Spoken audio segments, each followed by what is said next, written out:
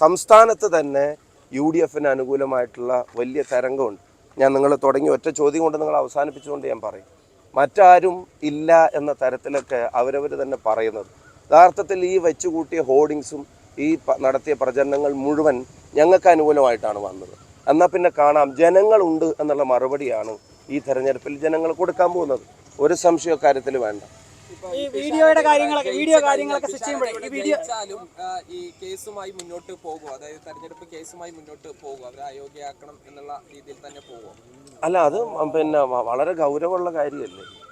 അങ്ങനെ ലൈറ്റായിട്ടോ സിമ്പിളായിട്ടോ എടുക്കേണ്ട ഒരു കാര്യമല്ലല്ലോ.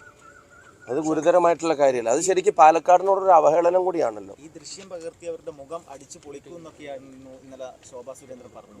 ഞാൻ ഇന്നലെ അതിനകത്തൊരു മാധ്യമം ചോദിച്ചപ്പോൾ ഞാൻ പറഞ്ഞായിരുന്നു, പാലക്കാടിൻ്റെ അമ്മയാണ്, സഹോദരിയാണ് എന്നൊക്കെ ജനങ്ങളുടെ മുമ്പിൽ പ്രസൻറ്റ് ചെയ്യുക.